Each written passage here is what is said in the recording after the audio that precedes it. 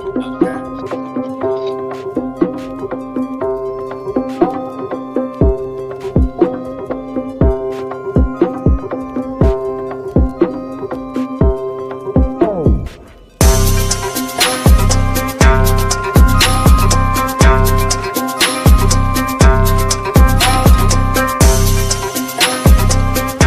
your host, TC, and as always, I'm joined by my co-host, TJ. And man, we just been talking about the barbershop losing a lot of money and the prices that a lot of these barbers be charging, how ridiculous we think it is. What up with y'all fellas, man? Not too much, not too What's much. up? Good morning to y'all. Good morning to y'all. The barbershop is in crisis. Shops lose $412 million from vacant chairs after jacking up prices to $100 for a fade. Now, I want y'all to understand this is a clickbait ass title. We had the discussion earlier. This is from World Star Hip Hop, but it's saying that it's insinuating that every barber has jacked the prices all the way up to $100. And which we were just talking about, yes, it's hard for a regular person to pay $100 for a haircut, but there are some barbers out there who can demand, prices like this because they that good. And then with all the other extras and this and that going on, yes, I could see inflation being a big part of that. But yeah, this title clickbait as fuck. What did you think, no? Yeah, you're right. It's definitely clickbait. But just to give more context to it, I mean, most people, or if you're tuned in right now, or if you go to the barbershops and you get your hair cut at the barbershop, you don't get cut at home or whatever and do your own hair. If you actually go to a barbershop, I think everybody's known when 2020 came around and the COVID hit, prices of things, started flying up, and barbers and hairstyling went through the roof. People was charging $100. I've seen people in LA charging $500. Some people Mm. out there charging $1,000. These so-called designer barbers started showing up and telling people they needed to charge basically a mortgage payment or a car payment to cut their hair, and it just went crazy all around the country. So basically, it moved the hair market up. It moved the barbershop market up where prices moved up. I know where I'm at. One of the bigger barbers in my city, once he moved prices up around that time, 2020, 2021, he boosted his prices up to $40 a cut. Basically, everybody around the city, I mean, he basically made the market go up. Everybody else had to Mm. move their prices up to $40. And essentially, that became the standard price for a haircut. And a lot of people Which is didn't like bullshit. it. A lot of people felt like it was overpriced, and but along with inflation, along with COVID, a whole bunch of different factors, other things went up, just not in the barber industry. But, And uh, now go ahead. but a lot of people feel as if that it's still too much. But we have to factor in inflation. We do have to factor in. We have to factor in the products they use. We know that barbering is not the same for if you're a millennial or on up. We know that barbering is not the same that it was 20 years ago. I mean, you got all different kinds of things to enhance hairlines. They got fake, basically hair products to put in your head, or a whole, basically man unit you could put in and make it look like you got waves, you got dreads, you got locks, So whatever. now when we start talking about that, that's And, worth and I that's get worth that. $100. Yeah, Like if you that's bald worth headed it. and you want a whole fucking man unit, $150, I could see that. Cause I mean these women they paying comparable prices when If it not comes to more hair, for you them know what I'm slow saying? ends. Right. Yes, exactly. Right. But go ahead, Mary Now, Socrates. I'm not paying. I get that. If I go to a barber shop and you doing the facials and like the hot towel and the massage, Mhm. Yeah, cause like we were talking about earlier in the show, before the show, in my give me military just a career, as soon as I regular got to South haircut Korea, in a line, bro. I'm but not soon as paying soon, no motherfucking $50 and $60 for a haircut. I'm sorry. but as soon as I got to Korea during my military career, like I said, I'm at 19 years old. I had never seen barbers give you a massage after the damn cut. do a facial on you, pop the pimples on your fucking face. You know what I'm saying? So that it is a different level of barbering who can demand certain prices, especially in America. And that was 2004, 2005 in South Korea. You know what I'm saying? So I had never seen that from a barber from my area because, of course, barbers usually just use the clippers, right? But no, there's all different type of barbers. Like you said, there's all different type of services now. And then since my military career, I actually went and got my barber's license 2015. And I do see that the prices couldn't stay where they were. You know, it was too little for the amount of schooling and hours that these people having to go through to get these licenses to be in these shops. You got to fam, you know what I'm saying? I understand that. And there has to be some kind of medium, but there's no, authority to tell us, hey, this is the right, price for a haircut. So it becomes the market. The market determines that. Like you said, you're sitting on, this guy went to that price. That's what the market became. So shit, that's just what it is. And all it takes, it just takes one. Capitalism. One person that is willing to pay that. But these guys be out here willing to pay $100, $200, $500 for a haircut just to say that they paid that for a haircut, and that's just stupid to me. Like, bro, I don't give a fuck how much or who hair you done cut, or how many celebrity hair you done cut. Ain't no fucking haircut worth $100 to me. No, wait a minute. Wait a minute. Back in the day when Steve Harvey was coming through with we now know there was a man unit, but when at the time we thought he was getting haircuts, that's worth $100 right there.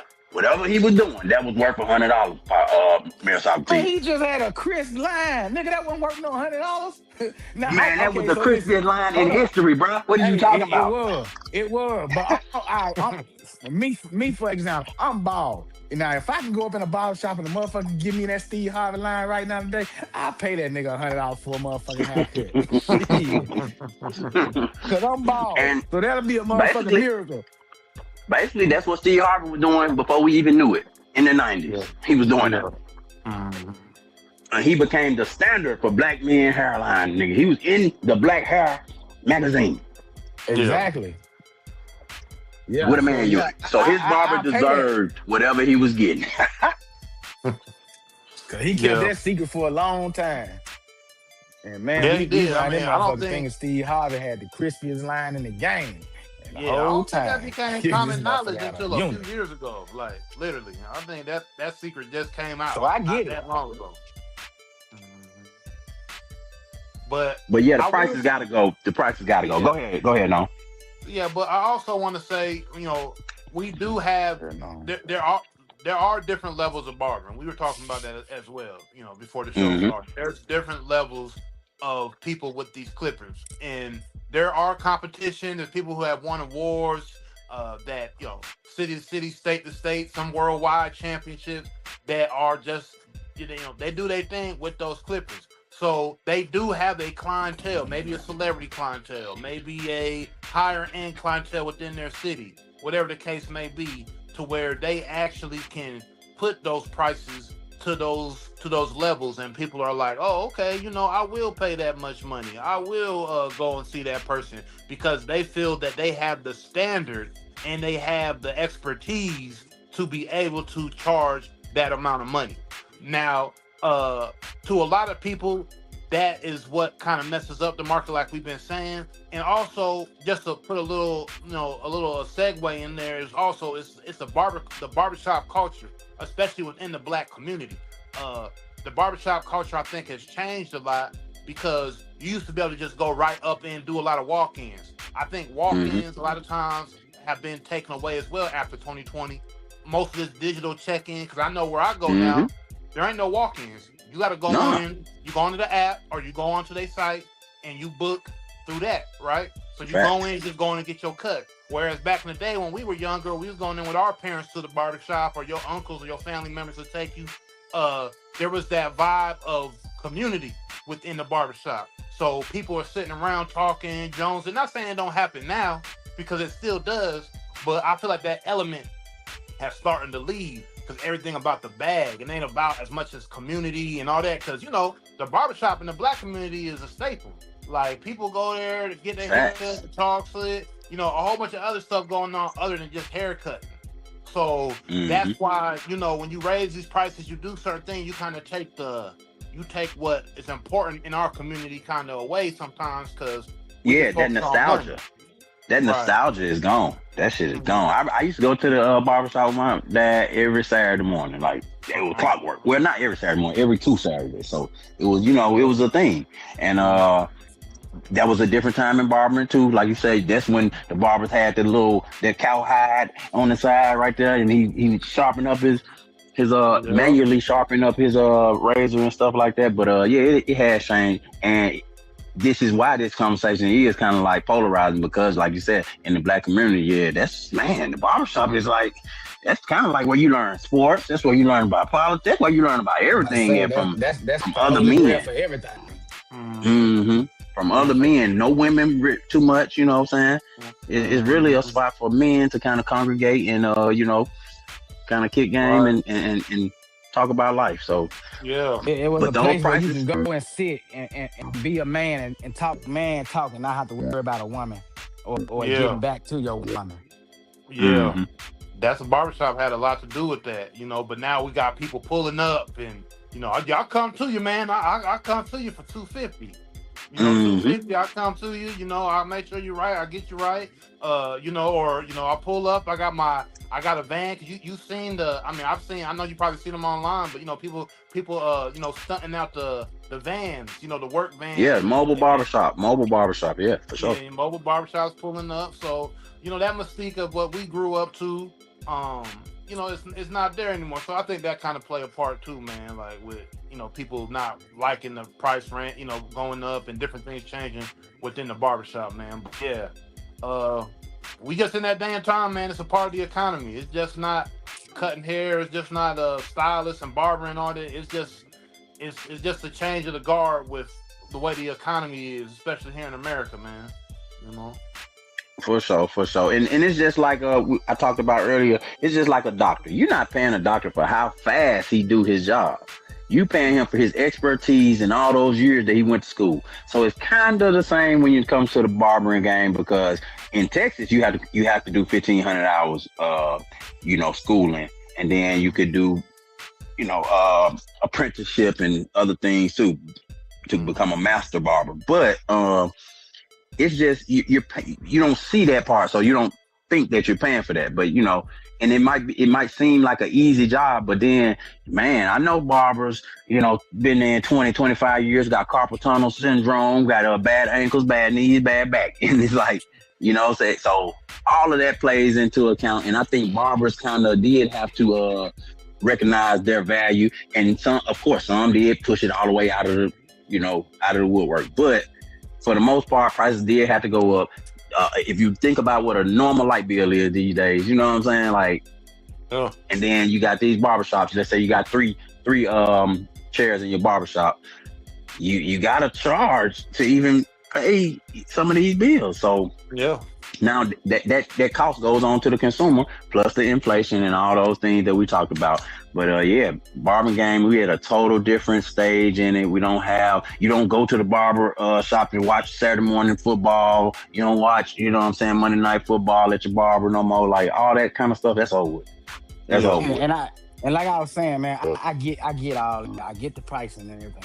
But when COVID, around the time when COVID hit, a little bit after when everything had started calming down, I had mentioned to y'all that I walked into a barbershop and to get my son a lineup. And the guy didn't say anything to me about the pricing and that, which I probably should have asked beforehand. But you know what I'm saying? I didn't think I had to. Then so as soon as he get done cutting my hair, I asked this man what I own, and he said $40. And I'm like, what the fuck? For what? A lineup? You ain't cut no hair, you ain't trim nothing down, you just gave him a lineup, bro. And that shit was $40. And right then and there, bro, I knew going in a barbershop was not for me.